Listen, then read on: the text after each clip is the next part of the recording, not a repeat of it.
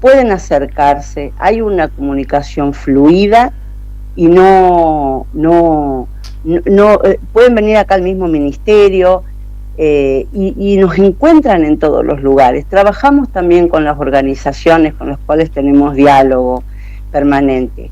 Hay un montón de vías de comunicación en este momento que le posibilita a los vecinos llegar y poder, tienen, ahora en un ratito, ¿sabes qué te voy a pasar? Si ustedes lo desean, tenemos unos números habilitados nuevos, que no los tengo acá en este momento, para la cuestión del plan invernal, para que ustedes puedan también darle, nosotros le damos difusión desde nuestras redes, pero para poder darle difusión a ustedes también, para las personas que necesitan leña, que ya vamos haciendo cada cronograma por barrio, ¿no? Como vamos cada día a cada lugar.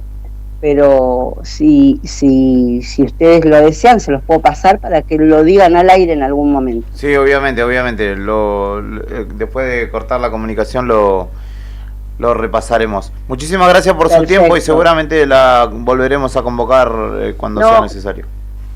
Muchas gracias a ustedes por permitirnos comunicarnos con la sociedad. Gracias. Un abrazo.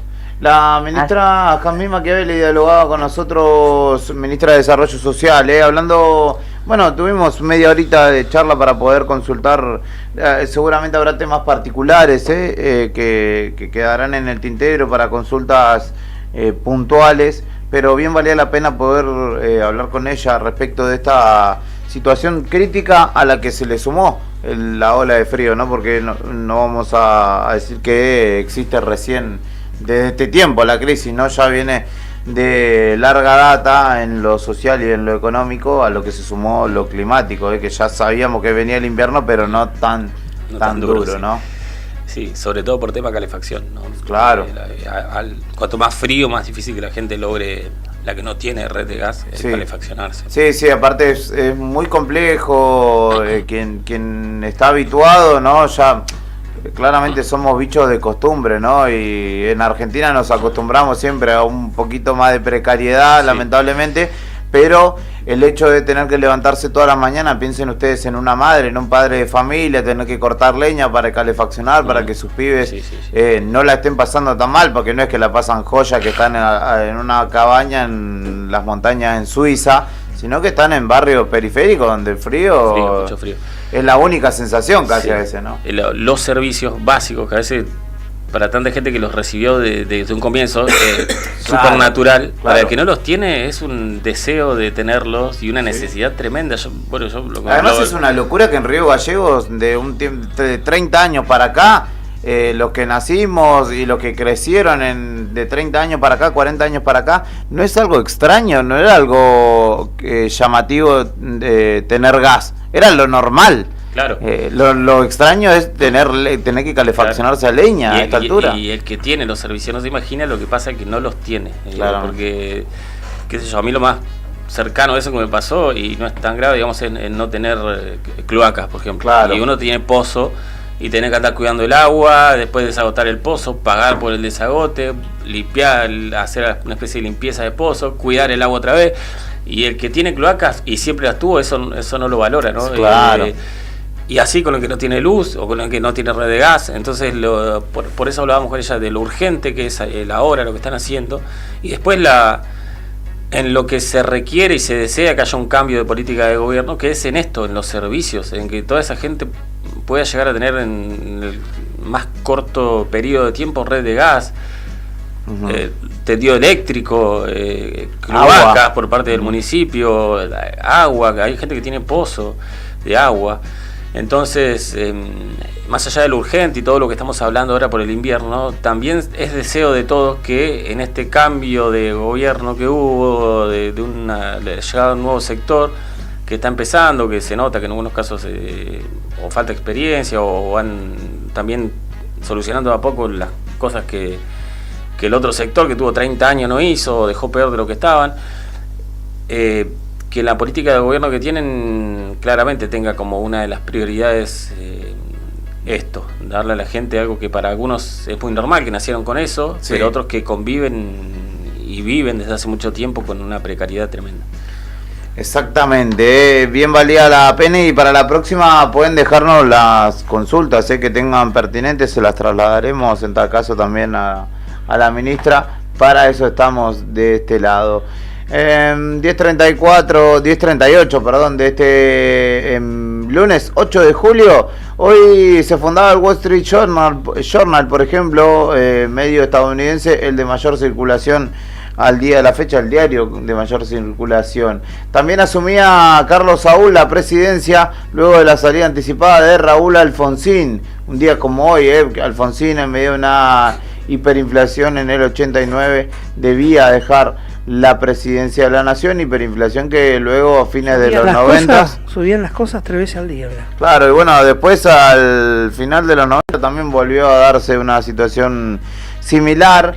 Después se acomodó la situación aparentemente, en el 95 Menem fue reelecto y obviamente todo esto tras el Pacto de Olivos, la reforma constitucional que lo habilitó 2 mandatos y que de hecho fue el presidente que más estuvo sentado en el sillón de Rivadavia, que lo hizo por 10 años. También un día como hoy, Edgardo Codesal decía penal para Alemania. Andreas Brehme lo convertía y de esta manera se consagraba Alemania campeona del mundo, tomándose revancha de lo que había sido la final de México 86. Quedamos segundos en aquella ocasión. Eso, perdón, fue una herida abierta que muchos, me incluyo, teníamos ¿sí? en el medio del corazón hasta que Messi y compañeros dieron el... Olvídate. ¿No? Escuchaba a un muchacho que era nacido en el 82 también. Sí. Como vos decías, nosotros somos de los que más sufrimos esta larga espera porque no tuvimos conciencia casi del mundial y ese sabor que vivimos, pero a medias. Nos quedó siempre pendiente hasta que vino Messi y compañía y lo ganaron. Yo el primer mundial que tengo de recordarlo fue eso, y la final, y como el 90. En mi casa preparamos 2 bolsas de papel picado para salir a festejar la final, y salimos igual porque mi abuelo nos empujó, pero quedamos con una herida ahí, sí, y no se curó hasta el mundial de Qatar, ¿no? Bueno, hablando de heridas, un día como hoy en el 2014 Alemania le metía 7 a Brasil en la semifinal del mundial. Yo estaba en Brasil ese día, no sabés lo que fue, no sabés lo que era la desazón absoluta. Creo que asemejable a la sensación que se vivía acá en Argentina cuando falleció Maradona era, y los brasileños de lo enojados que estaban decían, bueno, ahora ustedes vayan y gánenle a los alemanes, porque, y yo estaba en tierras de colonias alemanas, pero los muchachos eran brasileños, decían, no, nosotros queremos que ustedes le ganen. Una humillación que difícilmente se repita. No, sí. No tiene revancha, no tiene vuelta, esa mancha no se borra. Generalmente es así, porque, a ver, todos los grandes selecciones han cargado tienen su muerto en el placar. Sí, la de Brasil históricamente fue el maracanazo, ¿no? Sí, pero no, por las goleadas te digo. Ajá. La de Argentina fue el desastre de Suecia, 58. Claro. Y también la goleada contra Colombia puede ser, ¿no? El 5-0. Pero en mundiales. Ahí va. En mundiales. Después tenés... Y el 4-0 con Holanda en el 74 también. Sí, pero... que nos bailaron. Sí, en cuanto a... Sí, esa sería la segunda de Argentina. Pero después, lo de Brasil 7... Olvídate. Porque aparte se espera un 7-0, un resultado así, un 7-1 en una selección como Brasil y Arabia Saudita, ponele que pasó, creo que en el Mundial 2006 que le gana 8-0, pero después es un resultado poco esperable en un porque mundial. Había equivalencias. Sí, no, sin duda. Y bueno, de ahí en más la debacle brasilera ha continuado hasta el día de la fecha. Esto es Arriba al Día, estimado Brian Álvarez, contigo y con toda la audiencia nos vamos a ir a una nueva pausa en el aire de Radio Nuevo Día, acompañándote con buena música mientras sale el sol en la capital de Santa Cruz.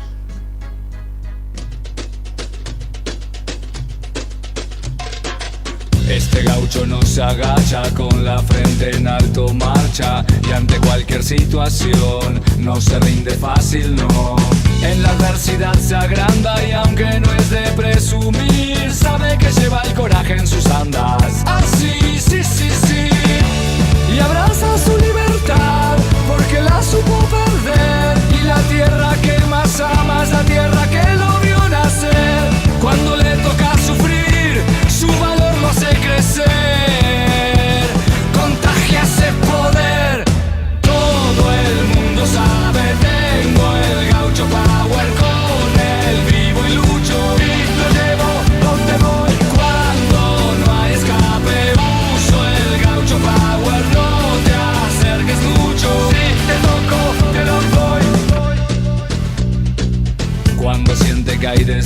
en la mirada de algún necio. Él no le presta interés porque él sabe bien quién es. La tradición enciende el fuego y no la ceniza gris, y así su llama